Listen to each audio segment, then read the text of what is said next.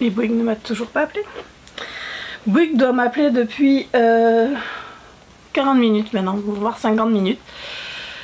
Parce que j'ai des problèmes de wifi, donc il m'a envoyé un message en me demandant de voilà, si je voulais être rappelée. Donc ça fait 50 minutes que j'attends qu'il me rappelle. Et bien entendu ils vont me rappeler pendant que je tourne ma vidéo, sinon c'est pas drôle. Mais bon, on a l'habitude.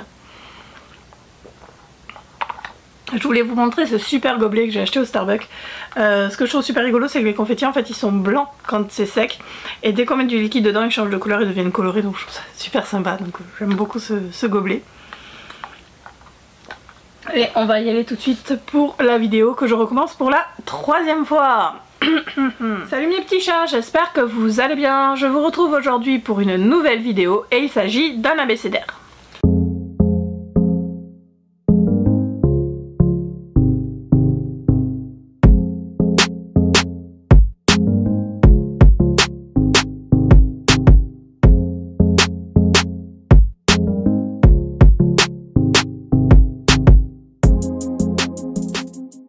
Donc comme je vous le disais en introduction, il s'agit d'un abécédaire et j'arrive sur les lettres les plus difficiles. C'est la 3e fois que je recommence cette vidéo parce que en fait je sais pas trop de quoi je vais vous parler au moment où je prépare cette vidéo.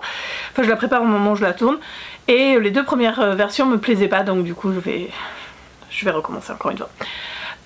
On est sur la lettre W comme what the fuck et je vais vous parler de ce que je trouve what the fuck dans les romances et les lectures en général, en gros ce que j'aime pas.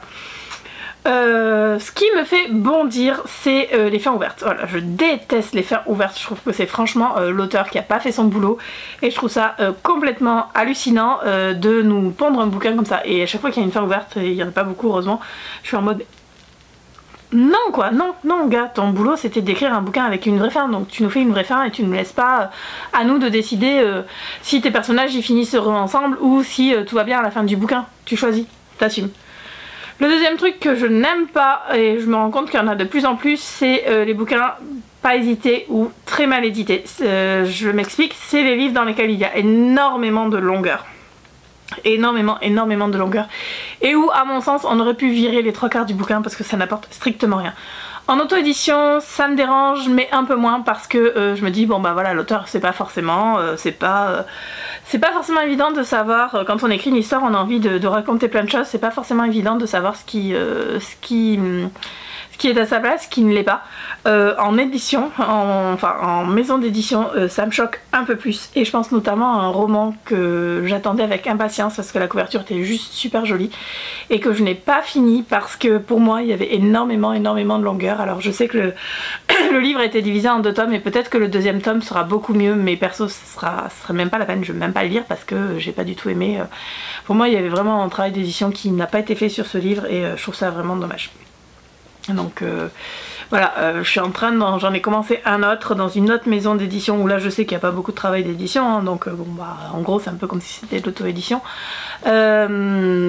C'est pareil en fait, au bout de 3 pages j'en avais marre, hein. Enfin limite si je sais pas la couleur de la tasse que le mec a pris pour boire son café dans la porte du 3e placard de la cuisine quoi. Tu me dis pour un café, j'ai pas besoin de savoir qu'il avait pris la tasse à tel endroit quoi. Bref, donc du coup c'est vraiment quelque chose qui m'énerve et où à chaque fois je me dis mais qu'est-ce qui s'est passé quoi. Un autre truc qui m'énerve c'est quand... Alors ça m'énerve sans m'énerver, ça me fait sourire maintenant parce que ça devient vraiment un cliché, c'est quand ils sont tous gays. Mais tous, enfin genre, alors dans une bande de collègues ou d'amis, à la rigueur, pourquoi pas.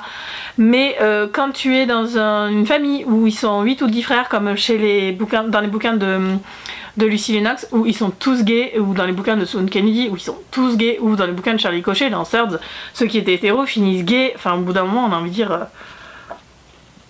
c'est bon quoi, enfin voilà, ils sont pas tous gays quoi, enfin, bref, dans la vraie vie, les gens ils sont pas tous gays quoi, enfin en tout cas, non, ils sont pas tous gays et ce serait bien d'avoir des personnages hétéros, pas les personnages principaux forcément, mais ce serait bien d'avoir des personnages hétéros pas trop clichés dans les romances gays quoi.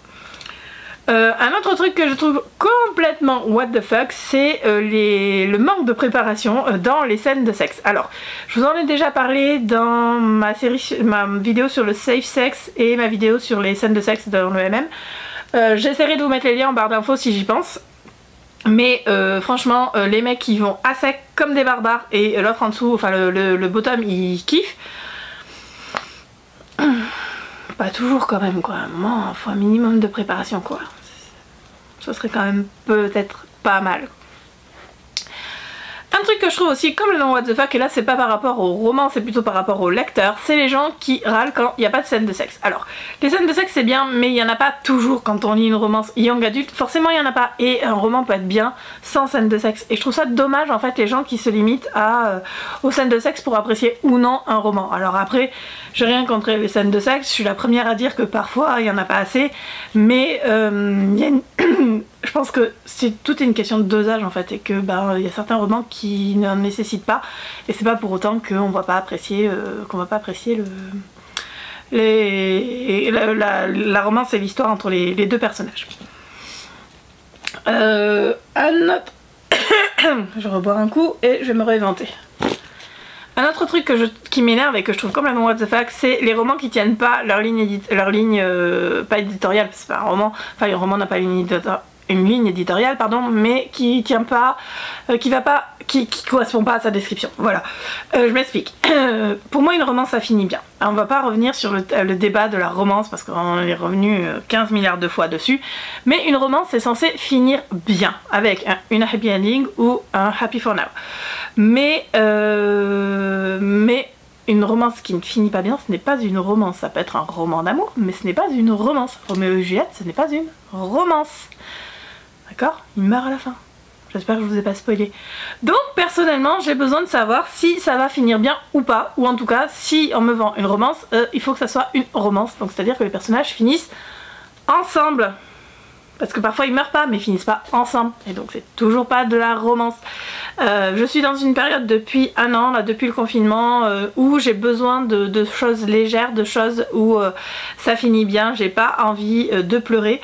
Du coup ça m'est arrivé une fois ou deux de lire un roman en pensant que c'était de la romance, et ça n'en était pas, et j'étais super énervée après l'auteur, la maison d'édition, le résumé, parce que c'est pas ce que je veux. Et j'estime qu'on a le droit de ne pas être trompé sur la marchandise, et qu'on a le droit de lire ce qu'on a envie de lire sans forcément voilà, être déçu, enfin que ça corresponde pas à ce qu'on veut. J'ai rien contre les romances qui font pleurer, j'en ai lu un paquet, et j'ai d'ailleurs repéré 2-3 bouquins que je lirai, notamment Le Chant d'Achille, que je lirai quand je serai prête à pleurer, mais voilà, c'est pas ce que j'ai envie depuis 1 an et demi là.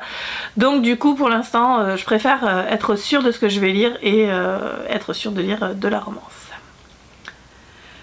Qu'est-ce que j'ai encore envie de râler? Sur quoi j'ai envie de râler? Je crois que c'est à peu près tout. Je crois que je vous ai à peu près dit tout ce qui m'énerve en ce moment dans les romances MM, et enfin MM parce que je lis que du MM. Mais voilà, je crois que je vais m'arrêter là. N'hésitez pas à me dire ce que vous aussi vous trouvez complètement what the fuck, que ça soit au niveau des romans, au niveau de la communauté, au niveau de plein de choses. Ah oui si, non c'est bon, je vous ai déjà parlé des couvertures, on va pas revenir dessus. J'espère que cette vidéo vous aura plu et qu'elle sera pas trop courte. Je suis vraiment désolée, mais comme je vous dis, c'est la 3e fois que je la tourne, et en fait j'ai pas grand chose d'autre à vous dire, mais je veux finir mon challenge, donc je le finirai. Je vous fais de gros bisous, et je vous dis à la semaine prochaine pour une nouvelle vidéo. Salut!